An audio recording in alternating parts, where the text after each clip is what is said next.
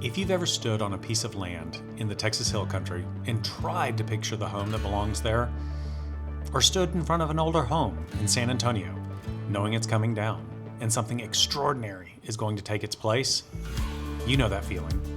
Excited, a little overwhelmed, and not entirely sure where to start.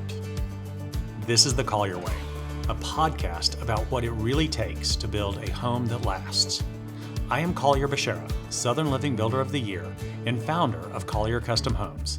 Every episode, I share what over 2 decades of building luxury homes in San Antonio and the Texas Hill Country has taught me, so you can make better decisions, ask better questions, and find the right team for the most important project of your life. Subscribe and follow along. Every episode, something worth knowing. How are y'all doing today? Thank you so much for tuning in to another show of The Collier Way. We are really super excited. We've got designer Mariana here, and she is actually handling the showcase home over in Olmos Park. And I am so excited about all the stuff she's created. It's amazing. She has really, I kind of pushed her and threw some funny curveballs at her. Then she threw some funny curveballs at me, but that's part of having a designer and why we require it. So I'm gonna let her tell you a little bit about herself, and then we're gonna talk a lot about the showcase house today. Mariana, you're on. Hi everybody. Thank you for having me. I'm so excited to be here and talk to you about this project that has been so much fun to work with you and Elizabeth. Yeah. I am Mariana. I started my company, Led Design, about 3 years ago. I have been in design since, I think it's been 16 years. I started in lighting design, so that was really fun for me because and you can tell that I love lighting everything and anything that comes my way. I just appreciate it so much. I think it can make or break a space, and I take it very seriously, and I think it can make something very beautiful if you do it right. I'm gonna get you to come fix my studio here at some point in time so we don't have shadows and so we all look the best that we can. Yes. Well, and it's funny though, because I did say I started in design, but lighting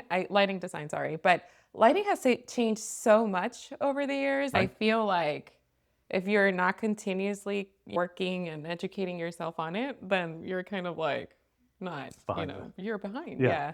So, I mean, I have the basics of light here and there, but I wouldn't call myself like a lighting expert exactly. I don't know how you, and I mean, we've talked about this actually on the show, so this is gonna be kind of a little interesting segue is, I've talked about, I think that's going to be one of the next big thing is layering light and light as a design. Exactly. And an architectural element. I think because of LEDs, I think because of tape light, I think because of all the new technology that has come involved with specifically can lights. Yes. Instead of the old can light where you can actually see the big light on the ceiling, now everything is subtle where you almost look and you don't see a light on the ceiling, but yet you have this beautiful light on the walls. Yes, it's so, I mean, I was in it a long time ago, and now seeing how people are starting to appreciate it more and like the new technology that's out. And it's just very exciting for me just because you could see the potential, but there was so many like people that would invest in it, but other people that didn't really see why it was a good investment. But now people are getting, I feel overall in design, or people are getting more educated, and they're willing to make the investment a little more than years ago because they now appreciate it.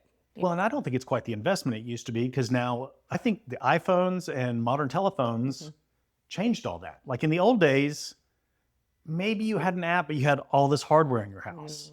And now you might have hardware in your house, but everything goes to the app and the app updates everything. So when I first started building back in 01-ish, it was all about putting, $20,000, $30,000, $40,000 of hardware in your house. And then a year later it was outdated. Yeah. And you had to replace the $30,000, $40,000. So everyone's like, do you do home automation? I was like, no, it gets outdated too quick. But now it's so different from that. It's fun, right? It's fun being in it and just seeing how it has transitioned. And but back to I studied. Back to me. Yes, back to you. Of course, yes. Let's get back to that. I studied interior design at the Incarnate Word. Okay. And then after that, I graduated. Stayed here. I love San Antonio. It's just like an amazing city. And being in school, and I got connected to a lot of people through ASID and KBA, and I started meeting people and designers, and I just built connections that I I told my parents because they were like, oh, you're always in mixers and things back in the day, like the parties. I'm like, no, not really. I'm working, and I feel like all of those relationships, how now that I have my own company, have brought a lot of very good connections and relationships that have helped me grow my company today. Well, that's how you and I met, was through Elizabeth. I mean, that was a connection that you had made, and you had worked on a project. Actually, Elizabeth and I were laughing. The very first project she and I ever did is now one of your clients. And so it's kind of this full circle in our small little world of design and build and architecture. I was listening to that and I chuckled. Absolutely, 100%. So Incarnate Word. Yes. So were you born and raised in San Antonio? No. Okay. No, in El Paso. Okay. Texas. Came to the big city. Right. The big little town. Didn't want to go back. But after that, again, and I met my husband here, and we just stayed here and raised our family here. So fantastic. And how many kids? Again, two. I have 2 kids, a 4-year-old and a 10-year-old. Okay. Yeah. Yes. And the 4-year-old keeps you on your toes. Correct. Yes. As really they always do. Yes. It's fun. Well, perfect. Well, and I was so excited to bring you in on this project. You and I had met a couple of times. It just, again, it mixers and other things. But here we are now to the showcase home. Yes. And then I laid all these when we do a showcase home, we really work hard at showcasing all of our products. So Mariana came on board with all of these ideas. It's like, okay, well, that's great, but we're going to be using Kichler lighting, and we're going to be using GE appliances and Sherwin-Williams paints and Cambria countertops and Atlas roofing. And I mean, we went through all of the different stuff. So I did limit you a little bit. Was that challenging? It was, when you first told me, I was like, but you got lucky because because I went to KBIS. So I remember I went to KBIS and I got to see all of the amazing products that they had. These companies actually had just out with. So I was actually super excited to use them. Like when you were telling me, I was like, oh, and then I went to KBIS, saw the product, and came back super inspired. Right. So that helped a lot. Fantastic. So what was your biggest surprise at KBIS? Because there's so much stuff there to see. But from our products line up that I gave you, what was your biggest surprise at KBIS? Manufacturers. Who surprised you the most? Kichler did. Good job. Again, I've been in lighting for so long, and Kichler for me was always like, oh, cookie cutter. And I'm sorry, Kichler, I love you, but it was for certain projects, and now they've really stepped it up. I mean, they have a little bit of everything. They did transitional super well. They did a couple of pieces that you could use like in a modern home. They did traditional very well. Like their art lights are super nice. They have like different elements like leather. Right. I mean, I think they did amazing. So that's I'm awesome. Very excited to use them. Well, perfect. Yes. So when we're thinking through a showcase home, or when you're just thinking through a house in general, how important is it for you to come on? Like I brought you on as we were, we hadn't finished the plans yet. You got to see 75% complete. Yes. Is that? Very, very important. Okay. And Elizabeth will tell you, I love working with architects when it's so early on. And I think having a good relationship with them is super important because we respect each other. Right. And we respect our work and we don't want to cross any boundaries. Right. So I have a very good relationship with her. I love her. So she knows I'm already going to come with like my red pen and be like, let's move this and that. But we see a different perspective from like the interior of the home and how we want things laid out, right? And sometimes I have crazy ideas, and you need to hold me back. And it's like, okay, Mariana, no. Even Elizabeth is like, oh. But it's very important because you're still like in the drawing phase. So if we decide to move like a wall, make it 24 inches longer, how is that going to affect the exterior? And we don't want you guys to be like moving everything, or let's add a window here. And how is that going to affect the exterior facade? And just collaborating in that way together. It's super important as opposed to you guys already having everything done and then me trying to do all these things that are like you already have permitting, you already maybe poured this slab. I don't know. It just doesn't make sense for us not to come in. Right. Since the beginning, I mean, you saw it. We changed a lot of things in the floor plan. It's so fun, but it's very fun when y'all are open to it, you know? And I mean, I did throw some curveballs at you. Yes. And I think of selection-wise, the only thing I really picked out were the wood floors. Yes. From Ramez Flooring up in Dripping Springs. So they're going to do some awesome really special floors. We're going to save that as a little bit of a surprise for later on, but Yes. definitely worth seeing. And Yes. I think that was the only real selection I had made. Beyond that, I kind of said, okay, tell me what we're going to do. I know. Dream clients. Yes, I've often told clients the definitely. worst day ever on a job, if you see me walking around with a paint wheel trying to select paint colors, it is a bad day. You don't want that. So that's why you have us. It is 100%. My wife says, don't ever let Collier pick a color. He'll mess That's it so up. funny. And even in the last showcase house, I was like trying to figure out we had a fireplace. It was a plaster fireplace. I walked in, I was like, well, let's paint it this color. I pulled out my paint wheel. I picked a color. Not only did the designer walk in and like nearly vomit, but so did Joy Interiors, who's doing all of our furniture. And Dylan walked in and she goes, no. Was it that bad? Oh, it was. And they like, no, you need to go back to this color. Just go back to building. Yeah. So, but Shauna over at Styleberry, and she did the design on that house. And Dylan were like, no. And they're like calling everyone because they're scared they're going to hurt my feelings. And I've always said, you're not going to hurt my feelings. I'm a builder. Yeah. I got tough skin. Well, even with designers, and I tell my clients all the time, because the way we work, we provide like a boutique service, right? So the clients come to our office or we go to their home, whatever they prefer, and we have like, let's say the tile selections made. So, I mean, you've experienced it, but we create a rendering and we show what we think is best for the home. Right. But it's very important for us to listen to our clients whenever they come in and have that conversation of what's important, what they're liking, the colors, what they hate, what they love. Okay, so someone might appreciate countertops a little more than they do lighting. So you have to give and take, because otherwise, I mean, budget goes off the roof, and we know I can do that really easy. Budget? I wish there wasn't, right? But yes. And so it's just like we provide 3 tile samples, and we try to make it super easy because all of our clients are very busy. Right. So everybody works different, but I don't want to be like dragging them around to like a tile showroom or like a plumbing, because it's overwhelming, and we want to make it easy for them. They hired us, they trust us. So it's just like, again, more of like a boutique service. But I tell them, back to you, you're not going to hurt my feelings if you don't like it. You're going to be okay. Like, this is your house. Let's make it special for you.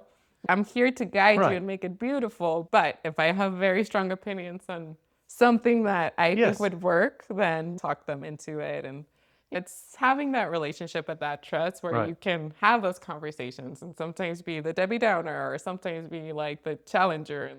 I'm always the dream crusher. I mean, people come in, they have their dream, and I show up with my Kleenex and their budget, and I'm the dream crusher, generally. Yeah. But, okay, so speaking of boutique services, talk me through your process. So I send you a brand new client. Tell me what that first meeting looks like and lay out how we get to selections. Okay. So they come in, well, we interview each other, right? Because that's super important, because it's something so personal that if you don't get along with that person, then, it's never going to work out. So spider hairs, I've talked about that. Once you get that funny feeling, walk away. Exactly, because you're going to be like grabbing hands, holding hands, and like hugging each other, consoling each other, laughing with each other throughout the whole process. So we want to make sure that we get along very well.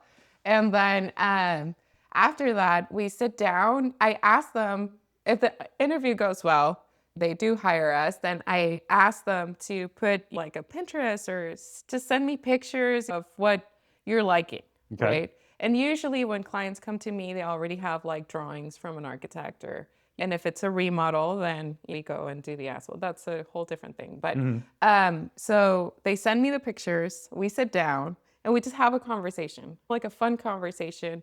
We go through pictures, we go through the floor plan, we talk about lifestyle, we talk about what's important to them. And sometimes it's funny because a couple comes in and they think they're on the same page, and it's just so funny to see as you're talking to them, just having a normal conversation, how different they are and how they value different things. And it's just like, okay, so we take notes, we listen, and it's just fun. You just want to have like a fun conversation at first. And get to know each other and their preferences. We have some materials laid out just to see what they're gearing towards and just kind of educate them as to, okay, well, this is like a porcelain versus a real limestone. And like, so that's also kind of like fun too, because they also get to learn and they see the difference. And I'm very good at like if you tell me your budget, then I'll spend it where I think you have to. Why are you Yes, laughing? you will. I will, like You'll spend it, yeah. where it needs to go, Right, and then 100%. the rest is gonna be maybe we do this over here, but just playing around with that. And then after that, we go to the drawing board, and I just start playing. I go room by room. That's how I present. So I love to start with the kitchen because that's gonna set the tone for the rest of the house. I Right. feel it's cliche, but the kitchen is the heart of the home, but it's Yeah. true. Yeah. And it's what sets the mood and the tone for what the rest of the house is going to be. And it's what gets you excited, right? So 100%. I create a rendering and I put all of the different materials and ideas, the design of it all. And sometimes they're like, how did that, especially with the renovations, it's so fun, right? Because they're like, how did that happen? I don't know. And then we present the materials. Again, I always have something in the back of my pocket in case they're like, oh. And I like to challenge them too. Maybe if they're not thinking about something, then I throw it in there. Sometimes it takes them a while to kind of like then process it, sink it in, and then they're like, okay, yes, we love it. But sometimes I throw things that are like, why would you do that? And I'm like, hear me out. And that's something that's very challenging to my clients too, because I never like to send presentations before I'm in front of them. And sometimes they get very anxious, like, we want to see you, want to see. I'm like, no, not until we meet. I have to walk you through it. Let's go, let's talk. And then we go room by room like that.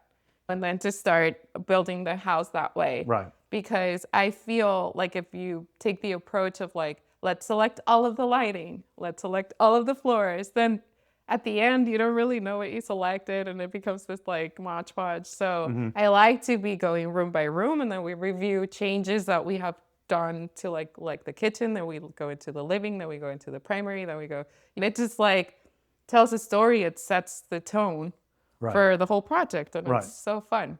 Right. Well, and I've noticed when you presented with me, you would hold your breath too. Well, what's he going to think? We've got this special wall. Is he going to like it? Is he not? Yeah. And I'm a unique one because I generally trust my team. So when you show up, I generally say yes. And it's been fun because you've been so easy. But I feel like when you listen and when you get to know your clients, then they're gonna like it. Right. It's been very weird when they're like, I designed one bathroom that was so challenging because they wanted something different and I was overthinking it so much. And the rest of the house, we had like nailed it. And it was a primary bathroom. And I figured out the layout. I was working with Elizabeth on that project. And it was this weird space and we finally nailed down the layout of it. And it was great. They loved it. And the design of it though, I could not. It's so challenging too sometimes because you're overthinking something and you run out of ideas and it's like, what am I gonna do, you know? But I presented it and it was the first time in my career, I'm not gonna kid you, it was the first time that I've been insecure when I presented something and I was like, and I think they could tell and they were like, I don't know about that. I was like, okay, yeah, no, I know what I'm gonna do. Let's just scratch this off, let's start over. But it was very hard for me because they had gotten all these great designs throughout the whole house. And it was just, the primary is one of the most important rooms in the house. And I could not get it until I did. And they were so happy. And it finally happened. But sometimes we do get writer's block. And that's also a little challenging. So if you get writer's block, where do you find your inspiration? How do you break it? I mean, it's not like you can jump on ChatGPT and say, redesign this primary suite. That is a limitation that ChatGPT cannot do. Yeah, but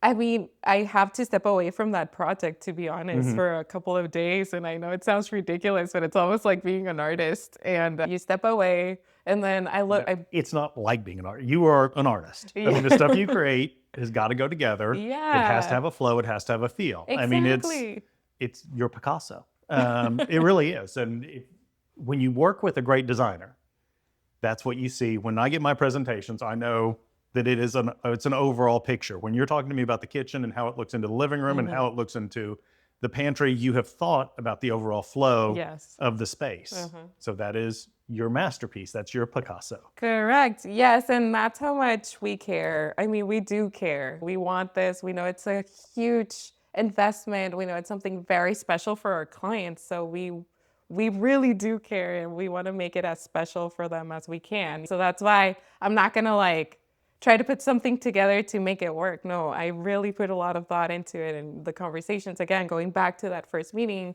going back to the notes, going back to everything. And that's why sometimes it is challenging, because I do take it very personal. And whenever I'm designing a space, I want to make sure that it speaks to both of them too, and to their taste and their lifestyle. And I always tell my parents, because they're like, you take yourself so seriously. You know? I'm like, I'm not saving lives, but I am changing them. Because you do. Right. I mean, whenever you are spending and building your dream home, or you've lived in a house for so long and you're finally remodeling it to be whatever you want it to be, or find a historic home and want to make it what you wanted, but keeping that, then we have to talk to you about how you want to live. Right. It's not only it being amazing and being beautiful, but also how is it going to enhance your life? How is it going to make it better, like in your everyday? So it is important. Like, all of our work is important, and I take it very seriously. Absolutely. Yeah.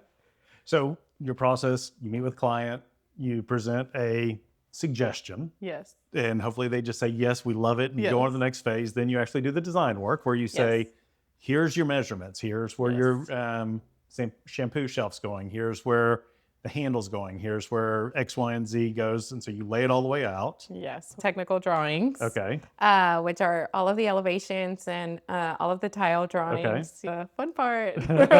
We were talking about that the other day. And after that, we record everything on schedules. Okay. So all of the selections that have been made throughout the house, we put them on a schedule. We put what the item is, where it's going to go, what the specs are, what the price is, and then that's what we turn into you. Okay. So lighting, countertops, paint, cabinets, all of that fun part. And then that way, whenever you do get those schedules, the drawings, the presentation, we also get quotes like for appliances, for plumbing, so we provide all of that to you. And then that way you can give our clients like an accurate bid that will reflect whatever they wanted in their home. And that's when I hold their hand and we decide whether we want to sell a kidney or just like.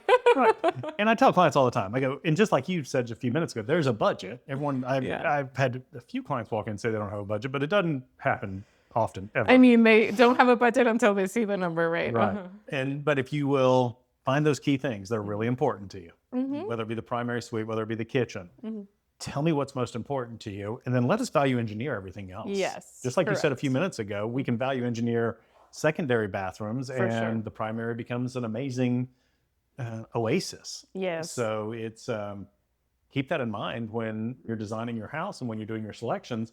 What is most important to you? We'll design around that, and we'll work the value engineering on the other stuff. Yes. And especially too, I also tell them, hey, what do you want? Let's do it. And then let's have a plan B.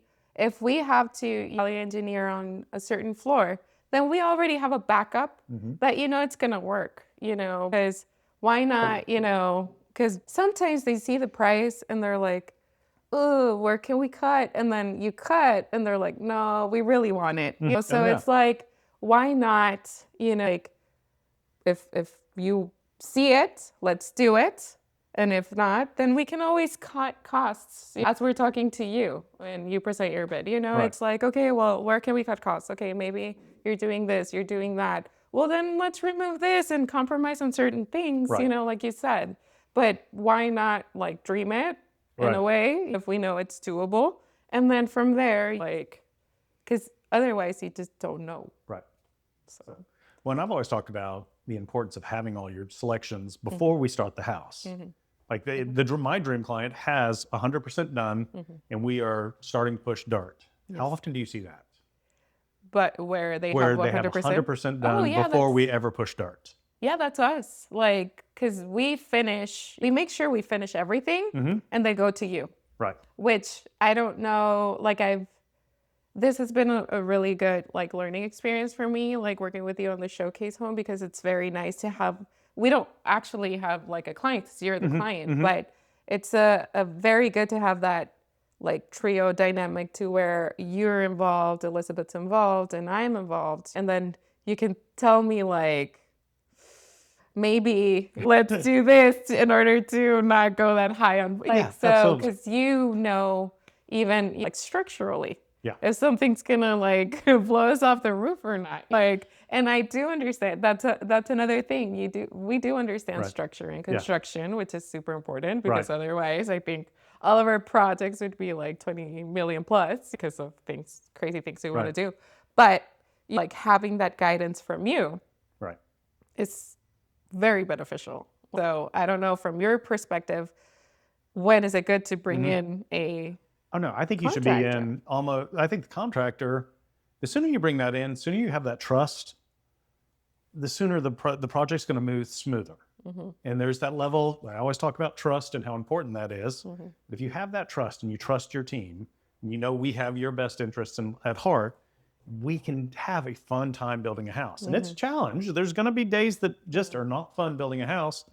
But I think that fun days far outweigh the challenging days. Yeah, I think so too. So, I mean, I think that's if you can get the whole team together beforehand and really stick to the plan, you can build a house quicker, on budget, and have a more pleasant experience than if you wait until after we pour the slab and then you go get the designer. no. That's not a good way to start a project. No, So, because all changes are gonna arise too. You Absolutely. know, because they're gonna be like, when I was blown away the first time you came in and sat, I mean, we kind of skipped that first interview process. I just called Mariana. I was like, I'd like you to do this house. And then I started giving her my laundry list. I just kind of vomited my laundry list over the phone to her. She's like, that's not how I work. Why don't we set up a meeting? I was like, yeah, but this is how I work because we're going to do it this way.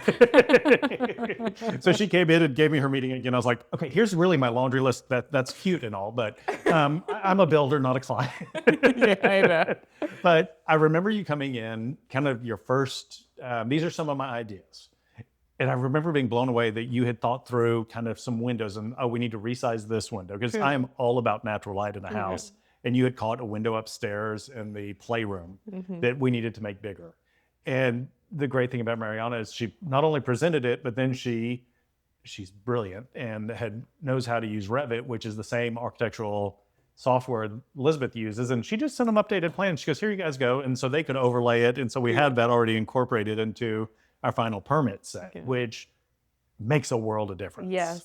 And I think that's why Elizabeth's team and myself love working together, because we can just be like, oh, here, I updated this for you. Or I redlined this for you, here you go. Or like, what do you want me to do? Or when they trust me, they're like, okay, you do all the elevations. And they used to give me like an initial elevation. And I think they gave up on me. They're like, no, you do them all. You do your own thing. And again, if you bring someone early on, a lot of times, if you're going to do the elevations, Elizabeth can skip the elevations. We know we're going to redraw the cabinet elevations anyhow when we take it to a cabinet shop. So, she's learned that now. Yeah, like absolutely. She's like, I'm not even going to try. I think. And at the end of the day, it saves the client money. For sure. Instead of paying 3 different people to do all your elevations, you're paying the designer to do her relevant, you're paying the cabinet shop to do their, and cabinet shop just throws it in with their plans. So you're already getting these things. So it's that value of bringing everyone in early on that also comes into play at the end of the day. For sure. Absolutely. So back to the showcase. You came in, I just told you I didn't want big open spaces. And I threw the plans at you. I was like, but we've got this big open space. I was sweating. Gonna figure this out for Collier. So walk me through what you came up with. So nobody here has seen the plans yet. I have not released any cool. of the elevations. Those are going to come out as we start construction. So That's you guys exciting. have to stay tuned to see it because it's so amazing. Yeah. But walk me through your solution. I've been having an issue with, and really I don't think, I've been doing a lot of renovations or like new construction here in Alamo Heights, and it's been really nice because you already kind of have that layout where you do have the separate spaces. You know, it's not like one open space, which became very trendy, I think, like in super modern homes. And then everybody was like, yes, let's do that. But it kind of like defeats the purpose of the home and having intimate spaces with Right. intimate conversations and Right. intimate moments. Not to say that it's not very nice, because if you're an entertainer, then you totally Right. want that open space. So when I received the plans and you're like, I like it, but I want to make it, I was like, no. So how do we do this? And I was looking more of us having a solution through the ceiling. So I love doing different ceiling treatments because I feel like you should treat the ceiling as a fifth wall, right? So I was like, okay, maybe we do like three different treatments throughout. I was like, no, because that's not gonna give you anything of that like kind of separation. And then like looking at the space, we didn't have enough wall space to do anything, but I was like, okay, if I talk to Elizabeth and Michael, I'm sure they're going to be okay if we shift a little bit the living room to the right. And then we create this beautiful woodwork case opening to define the three areas, which is what we ended up doing. And then when I was designing it, and I was like, okay, if we do some beautiful millwork, and then do a ceiling treatment in the living room, and then do another ceiling treatment in the kitchen. But what do we do here? And that's where I was like, okay, if we do an arch, that'd be really beautiful. And then we did that. And then I was like, well, if we stain it, then it's also going to be something that defines that room as the dining. And so it just happened to create this flow in the space to where it became a focal point, I think, right? That guides you into the beautiful kitchen in the back. It kind of frames it too, right? Very much so. So I'm very excited to see that. And yeah, I mean, it just worked out very nice. It turned out amazing. And I mean, you did such a great job. Again, you layered light throughout in the rendering, and we'll mimic that naturally. I mean, the great thing about once you get a rendering is then it's my job to create the rendering and make it a reality. With the sunset and everything. Oh my goodness gracious, your Tuscan sunset. I haven't seen a sunset like that in South Texas, but we'll see. But you did this all this millwork. Yeah. And it does. Basically, we created one large room, but we created three separate rooms within the space. Correct. And it really does break up that long barn feel, for lack of a better term. Yeah. I mean, it really did blow me away when I saw it the first time and saw what you came up with. Yeah. It's my trim partner is going to love you. I think you're all going to love me throughout the construction process. Absolutely. So, and job site visits. Now you finished all the selections. How often do you go to the job with the clients? Oh, very often. I mean, and sometimes the clients aren't even there. Like the contractor calls me and it's like, because things happen, Right. and it's like, or we have like an electrical walkthrough or how they're going to lay the tile. And Right. it's like, so I'm there often. And if things arise, I'm there. And I am my client's advocate. I want to make sure that things get built the way that they intended it, that we all intended. Right. So, and if there's a problem, then we need to come up with solutions. And sometimes you need to be at the site in order to understand what's going on instead of like to, figure it out over an email or a text or picture or phone. Right. So, 100%. if they need me there, I'm there. Yeah, absolutely. So Showcase House, what was the favorite thing you designed? I love everything about it, but I think my favorite is the kitchen. Okay. I love the kitchen. I kitchen. know, I do. Or the kitchen island. The kitchen island, I love. You're like, how am I going to build this? I don't know, Collier, but you do it. We've got a special kitchen island coming, and it has got all the people at Canberra excited. It's got my fabricators excited. It'll be something worth seeing. So I've got the metal fabricator trying to figure him out. You've definitely thrown one at us, so it will be something special. Yes, it's gonna make it even more special, once it's built, because I love challenging everybody, and I love creating special things that have hidden details, like hidden gems, that you're like, oh wow, I didn't know that was there, or like. Sometimes I do that for my clients. I love how. If we're talking and let's say something comes up and I'm like, how about you do this, instead, or I add something into it, and then the clients come and they're like, oh my gosh, I didn't know that was going to happen, but I make sure that it's something special that I know that they will appreciate, because imagine that goes wrong. And it's like, but no, it's fun, because I feel the small details are what make a project, like so special. So Yeah, absolutely. Well, and this one's going to be extra special. yes. So- And it's so fun because we have a great team. I think we have like a great dynamic going on, Right. good banter, and it's just fun. Like, I'm which going to is- mess up everybody's spring break and make everyone put all the furniture in and get everyone, so we have it all ready for next year. Yes, we're not going to sleep for 2 weeks, but then we'll enjoy it. I'd love it if it was only 2 weeks. I'm not going to sleep for 2 weeks. I'm kidding. When you're closing these houses, I think it's about a month of no Yeah, sleep. I know. So anyhow, well, y'all, I want to thank you very much, and I want to thank you so much No, for thank coming. you for This was having so me. much It fun. was We're fun, going to do yes. some more of these, and we're going to do some on. Well, you're going to get to see the house here before too long, so I'm not trying to keep it a secret. I just don't want to spoil it for you either. It's going to be so amazing. So I want to thank you guys so much for coming. I want to thank y'all for watching and listening, and hit that subscribe button. We've got more fun episodes coming, and this has been the Collier Way, and I'm Collier and Mariana. And y'all have a great day. Talk to you soon. This has been The Collier Way. Thank you for spending time with me today. New episodes every week. Subscribe whenever you listen to podcasts and follow along on YouTube. I am Collier Bashara. See you soon and have a great day.